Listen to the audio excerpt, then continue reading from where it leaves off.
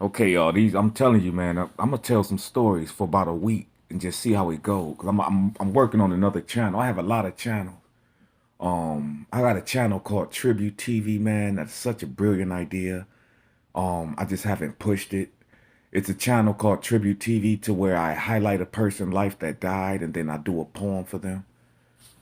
I have another one called Tough Truth TV that's dope too. I have a lot of channels. I don't intermingle shit, bro. I have ministries on Facebook with like 20,000 people. I don't even intermingle it with my main Facebook. It's people on my Facebook that don't even know that's my page. They be sharing my stuff with me because I make pictures on Facebook. I make Christian pictures.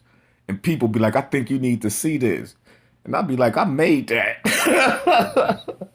But that's what I'm gonna talk about, how God saved me. This is gonna be a deep blog. I'm warning you. Word. Try to do it in 10 minutes. I come from Detroit. I'm in New York now. I've been in New York 20 years. Came here when I was 28, close to 30, running from my city, which is another story. I need a story channel. I gotta tell my life, bro. People close to me see that if I show somebody that goofy shit I used to do online, they be like, bro, that's an injustice to who the fuck you are. Like, get the fuck away from them people. Like, you need to be sharing your life, not letting nobody tear you down, making you look like that. So that's what made me really start thinking about how can I share my life in blocks? How can I most people tell me to write a book. But cause I've been through some stuff that when I share these stories, and you can't say I'm lying. But I used to share them shits drunk, and I think niggas really thought I was perpetrating. Like, nigga, if I really tell my shit, you'll be like, nobody been through no shit like that. But be like, yeah, I've been through that shit. But here's a story on how God saved me. So when I came to New York, I came from Detroit. God forgive me. I still talk to his family, and I still love this guy. Everybody in the city knew that G Money had robbed Ernie, and then Ernie held his family hostage, allegedly. Even though that was a long time ago and nobody got killed. This is why I'm on my own. I was exiled from my family, from the whole cousins, my whole generation, for what I did to my immediate family. They held them hostage for 5 days. Didn't let them eat or anything, man. Yeah, bro. So when I came to the city, that shit weighed heavy on me, right? So I'm still hustling and selling drugs, man. I'm staying in Little Italy, man. I'm staying on 187th and Crotona by Belmont. Back then we had arcades all down the block. I would give little niggas like $1,600 in rocks and put niggas by the arcades. I had like three little Spanish kids that would work. I buy an eighth a key for like maybe back. Man, in Detroit, I can get an eighth. This when the game got hard. Cause for my boy Ernie, will give me an eighth. It's not say no names when I'm talking this shit. I say Lil E, he'll give me an eighth a key for like 2,000, 2,500. I come to New York, I gotta pay like 32 for that shit, 35 for that shit. So I'm stretching it. Man, I think I even paid like 46 for one of them shits because the nigga taxed me on the middleman shit so much. I just wanted the shit because I had to set up shop. I had a room. I had niggas taking drugs to this shit called it's a pickle thing. My nigga worked there. It's on 180. It's on 180th Street in Webster. I'm gonna tell the story. When I gave the money away, I went there and worked after I gave all my money away. But I'll tell that story. I had about like maybe 20, 30,000. I left Detroit with 20. I went to Virginia and I made 10. I had a hotel in Virginia. It was a hotel and it was a Friday's restaurant, and I was selling coke through this white boy in Virginia first. Cause my family is from Virginia, Richmond, Petersburg, Norfolk, everywhere. We the Clantons in Detroit. I got the biggest family in Virginia. If you from Virginia, you know my fucking family. People don't be knowing who they talking to. They never gave me a chance, bro. I don't think I gave myself a chance getting drunk. But I'm not gonna have enough time to tell this story if I keep talking off the topic. But that's how I like that's part of the nuance, the ambiance to my story times to really set up and foreshadow other stories I'm gonna talk about. So man, I never forget what I'm talking about. That's my gift. So I come to New York and I'm just gonna get straight into the story of how God saved me and what happened. I had a dream one day, bro. I was Muslim when I came to New York. I was Muslim. So I had a dream that I was in my dream and I was like Allah screaming his name real loud. And the trees started shaking like whoa. And then something said, George, like, wake up. But it spoke to my spirit, bro. It was like change, like, wake up. But when I woke up, I seen one of the Spanish niggas that worked for me climbing through my window with a knife, yo, because he knew I had G's. I had like 15,000 under my bed that he knew. Like, that nigga got G's under his mattress, bro. Then I had money in the street. So, and I wasn't even from this city, bro. And I came from Detroit and I ran New York. That's how tough we were in Detroit. So this nigga was climbing through my window, bro. And when that dream said, wake up, I woke up. And that nigga saw me wake up. But I act like I didn't see him. And I was just getting up real slow. I had a machete. I seen he had a little knife. I act like I didn't see him. And the nigga just backed out of my window real slow. And he closed the window. And that's when I thought, like, oh shit, like God is calling me. I didn't know about Jesus. I didn't know that Jesus was the one God was calling me to. I thought God was calling me into Islam. So I started thinking like, okay, people don't know. That's why I didn't go back and kill the people in Detroit. My little brothers even be like, why didn't you come back and get them niggas that did that? Because this happened to me. About maybe about a few months after me, I started setting up shop within as soon as I got in New York. That's all I knew. I'm like, I gotta get a spot. I gotta set up shop. I need a plug. So I was like, I'm gonna give my life to God, man. I stopped selling the drugs. The little niggas was like, yo, what's up, man? I'm like, shit. Man, them niggas started pressing me, bro. Like, that's the first time, because I was usually a worker in Detroit. Now I'm a boss. And I'm like, I'm not feeding these niggas. Like, these niggas pressing me. I was having to, without showing fear, just like, I had to look out for niggas. And when I really didn't want to, like, here go 1,500, Sean. But it came down to me. I was like, I'm going to give my life to God. I'm going to give all this money away, bro. I started giving my money away, man, to pregnant women.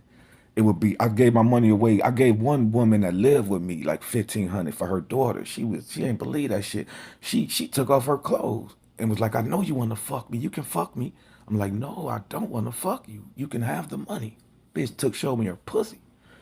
I had two cars. I gave one of my cars to this girl and she never drove it. She thought it was a catch. It came to a point to where I started having to go up to women on the street.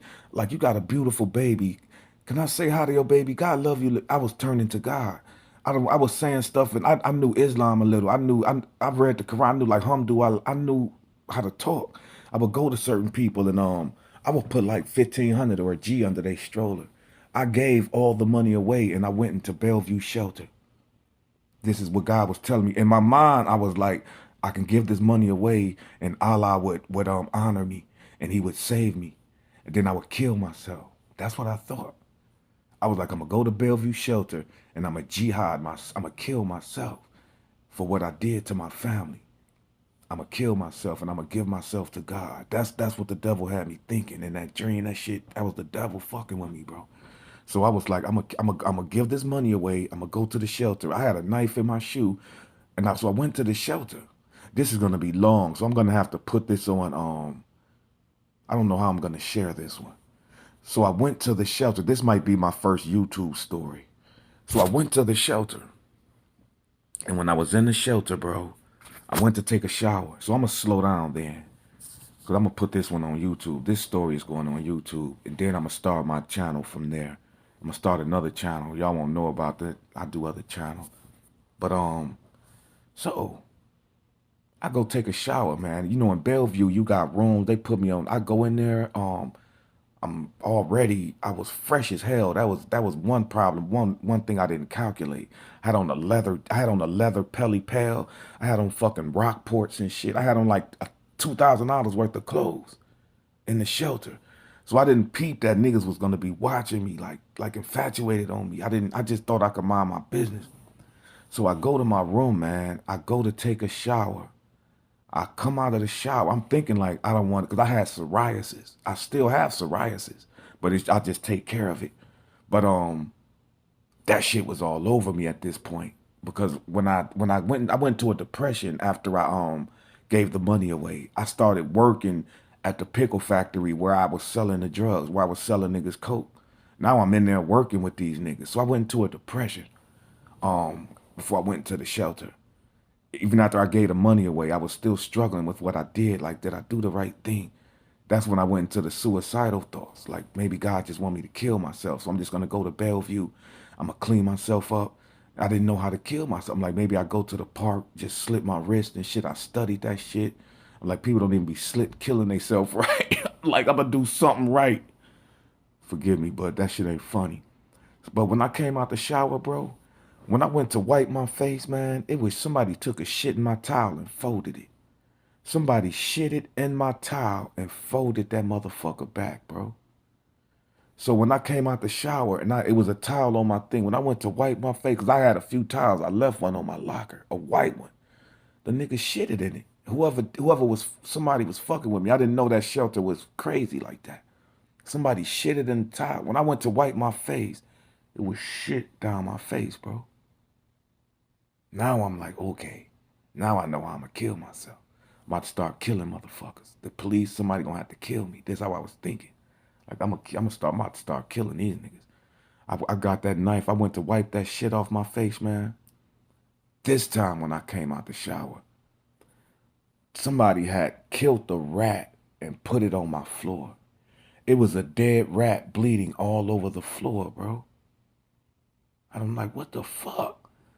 So I'm like, I got my bag over there. I had my knife, I think, with me, but I had my bag with some clothes and stuff in it.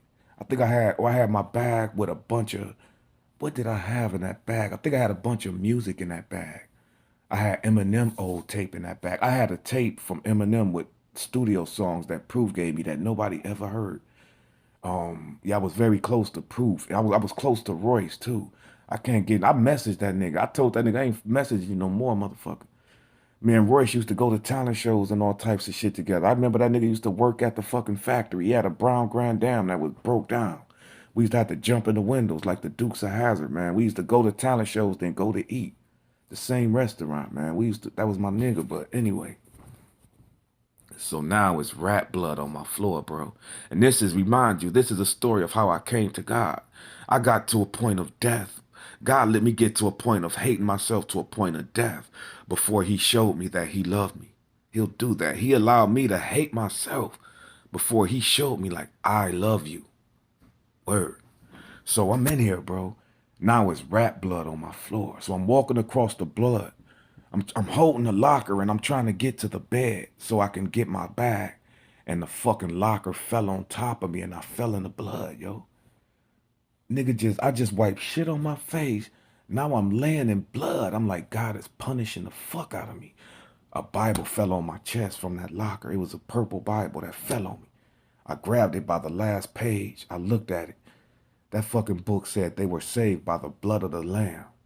I'm laying on the floor covered in blood, bro. From that rat, I fell in that shit. Bible fall on my chest, man. That shit say they were saved by the blood of the Lamb.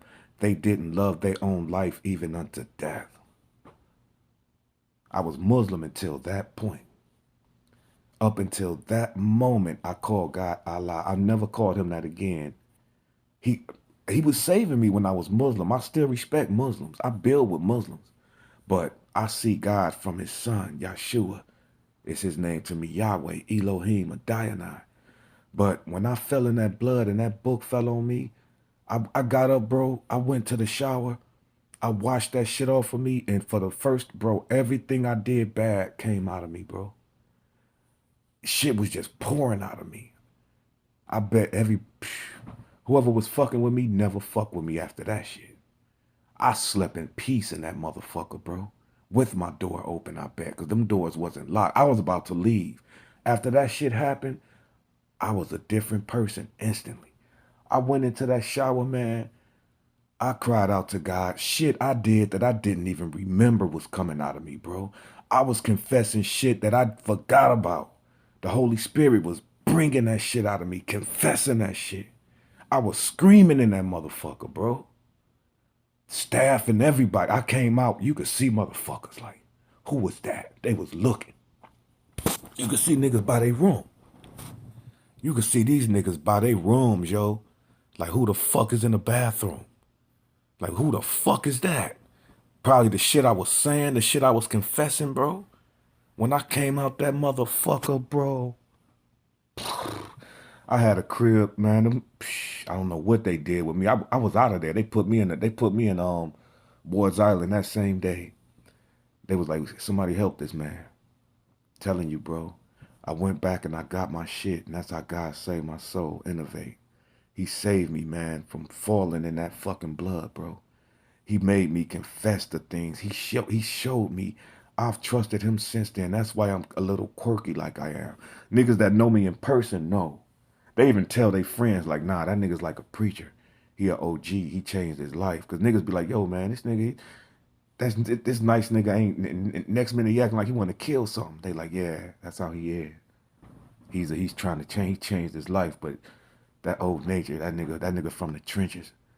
Niggas, some people call me, if somebody called me G Money from New York, they know my story. Some people in New York call me G Money. But I was G Money in Detroit before the fucking movie came out. I'll tell the story. I'm like Gwitty, like I'll name my album that. Maybe I'll tell that story on how I got that name. I got that name washing these old niggas in dice when I was like 13. Watched the dice game at 13. They're like, what's this nigga name? They were like, George. They were like, that's G Money. Old niggas used to be like, yo, little nigga, come. Man, I was the nigga, I'll tell, bro, I was the nigga in Detroit that when niggas had a spot in a rough neighborhood, they would send me to that spot.